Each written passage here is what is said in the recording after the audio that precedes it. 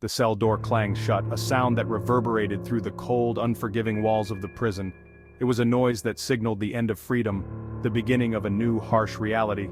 A sound that echoed the finality of my situation, a stark reminder that I was now just another inmate in this vast, oppressive system. Prison. A concrete jungle where survival was the only law. The high walls and barbed wire were not just physical barriers but symbols of the life I had now entered, a life where every day was a struggle to maintain a semblance of humanity. I, a young man who had made a handful of bad choices, was now trapped in a cage of my own making. Each decision, each misstep, had led me to this point, and there was no turning back. The air hung heavy with the stench of sweat, fear, and despair. It was a suffocating atmosphere, one that seemed to seep into my very soul, reminding me constantly of the gravity of my situation. Little did I know, the real nightmare was just beginning. The nights were the worst, filled with the sounds of distant cries and the occasional clanging of metal, each noise a reminder of the countless souls trapped within these walls. The first few days were a blur. My mind struggled to process the rapid changes, the loss of freedom, and the overwhelming sense of isolation. This is my story, a tale of regret, survival, and the quest for redemption in a place where hope seemed like a distant memory. The first few days were a blur, a whirlwind of intake procedures, barked orders, and the ever-present gaze of guards. Each step felt like a march deeper into the abyss. I felt stripped bare, reduced to a number in an orange jumpsuit. My identity, my past, everything that made me who I was, seemed to vanish the moment I donned that uniform. Fear gnawed at my insides. It was a constant companion, whispering doubts and feeding my anxiety. Every face I saw, every shadow seemed to hold a potential threat. I was surrounded by hardened criminals, men who had lived and breathed this life for years. Their eyes told stories of battles fought and lost, of a world I was only beginning to understand. What chance did I have? In this place where strength and cunning were the currencies of survival, I felt woefully unprepared, but I knew one thing: I had to adapt or I wouldn't last long. Solitude became both a refuge and a torment. In those quiet moments, I reflected on my past, on the choices that had led me here. Regret was a heavy burden, but it also fueled a determination to find a way out, to seek redemption. Days turned into weeks, and slowly I began to learn the unspoken rules of this new world. I observed, I listened, and I adapted. Each day was a test, a challenge to prove that I could survive, that I could endure. Letters from the outside world became lifelines, small glimpses of hope that reminded me there was still a world beyond these walls.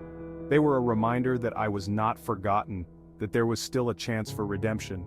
And so, with each passing day, I held on to that hope. I clung to the belief that one day, I would walk out of this place, not just as a free man, but as a changed man. This is my story, and it is far from over. The prison yard was a sea of hardened faces. Each face told a story, a tale of survival in a world where weakness was preyed upon. The air was thick with tension, a palpable sense of danger that never seemed to dissipate. Muscles rippled beneath faded tattoos, each telling a story of violence and regret. These tattoos were more than just ink. They were badges of honor, marks of battles fought and lost, symbols of a past that could never be erased. Groups huddled together, their laughter laced with an undercurrent of menace. It was a laughter that spoke of shared secrets and unspoken threats, a reminder that alliances were crucial for survival. In this place, trust was a rare commodity, and betrayal was a constant shadow. I kept my head down, my eyes fixed on the cracked concrete beneath my feet. The ground was a mosaic of broken dreams and shattered hopes, each crack a testament to the harsh reality of prison life. I moved carefully, aware that any misstep could draw unwanted attention. I was a lone fish in a shark tank. The feeling of isolation was overwhelming, a constant reminder of my vulnerability. Then I saw him.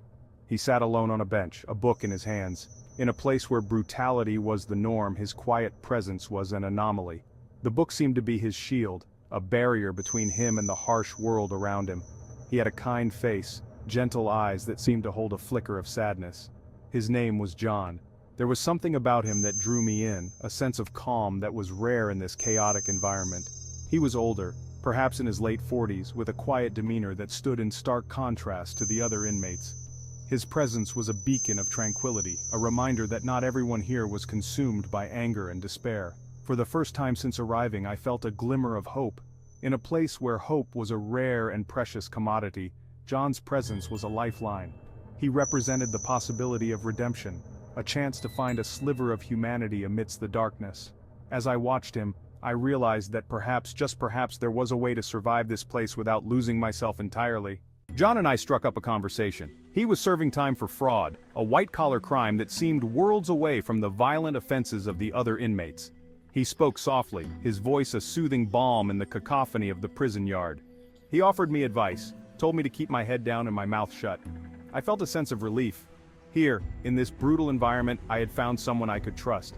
Someone who seemed to understand the fear and uncertainty that gnawed at me. Little did I know I was wrong. Dangerously wrong. Looking back, the warning signs were there. John was always watching, his eyes following my every move. He would show up unexpectedly, his presence both comforting and unsettling. He would ask personal questions, probing into my past, my fears, my vulnerabilities. I brushed aside the unease that gnawed at the edges of my mind. I told myself I was being paranoid. John was my friend. He was the only one who seemed to care. But deep down, a primal instinct whispered a warning I chose to ignore. Section 5. The walls close in. Trapped in a cage. John's demeanor began to shift. The kindness in his eyes was replaced by a coldness that sent shivers down my spine. His touch, once comforting, now lingered a beat too long. His words, once gentle, now dripped with a veiled threat. I felt trapped, like a fly caught in a spider's web. The walls of the prison seemed to close in, suffocating me. The fear that had been a dull ache now morphed into a constant throbbing pain. Section 6. The mask slips, unveiling the predator. One night the mask finally slipped. John cornered me in the showers, his eyes burning with a predatory hunger. His words, vile and laced with threats, left me trembling. He made his intentions clear. I was his. My mind raced. I was outmatched. Fighting back seemed pointless. But something inside me, a primal instinct for survival, refused to surrender without a fight. Section 7. The assault, a night of terror. The attack was brutal, swift, and merciless. Pain ripped through me, a searing agony that seemed to consume my entire being. I fought back with every ounce of strength I could muster, but it was no use. He was bigger, stronger, driven by a darkness that I could not comprehend. Time seemed to stop. The world narrowed to the sound of my own ragged breathing, the sickening thud of flesh against flesh. Humiliation mingled with terror, leaving me feeling utterly broken. Section 8. The aftermath. Picking up the pieces. The following days were a blur of shame and fear. The physical pain eventually subsided, but the emotional scars ran deep. I felt violated, dehumanized. The trust I had so desperately craved had been shattered into a million pieces. I withdrew into myself, haunted by nightmares, unable to escape the memory of that night. The world outside the prison walls seemed a million miles away. I was alone, lost in a sea of my own pain. Section 9. Seeking justice, a voice against the odds. Reporting the assault felt impossible. Who would believe me? John was a model inmate, respected by both guards and prisoners alike. Speaking out would brand me a snitch, a target for retaliation. But the injustice of it all burned within me.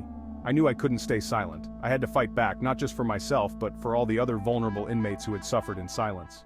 Section 10. Lessons learned, the scars that remain. The road to justice was long and arduous. There were setbacks, moments of doubt, and the constant fear of reprisal. But I persevered, driven by a newfound strength I didn't know I possessed. In the end, John was held accountable for his crimes. It was a small victory, but a victory nonetheless. I emerged from the experience forever changed. The scars, both physical and emotional, would always be a part of me, a reminder of the darkness that can lurk even in the most unexpected places. Section 11. A call for change, breaking the cycle of violence. The walls of these institutions are cold and unyielding, a stark reminder of the harsh reality faced by those within. My story is not unique. It is a reflection of a systemic issue that affects thousands of individuals. Each face you see behind bars has a story, a history, and a future that hangs in the balance. It is a story repeated countless times within the walls of prisons across the country. These stories are often filled with pain, regret, and a longing for change. The environment within these walls can be dehumanizing, stripping individuals of their identity and hope. The system, designed to punish, often fails to protect the vulnerable, perpetuating a cycle of violence and despair. Overcrowded cells, inadequate mental health support, and a lack of educational opportunities contribute to this ongoing crisis. We must do better. We must demand reform, accountability, and a commitment to rehabilitation. This means advocating for policies that prioritize mental health care, educational programs, and vocational training. It means holding institutions accountable for the treatment of inmates and ensuring that human rights are upheld.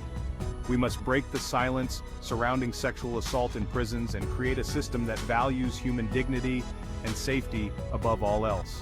Support groups and counseling sessions can provide a lifeline for those who have suffered, offering a path to healing and recovery. Only then can we hope to break the cycle of violence and offer true redemption to those who have paid their debt to society. True change requires a collective effort, a societal shift in how we view and treat those who are incarcerated. By fostering an environment of compassion and support, we can pave the way for a brighter future for all.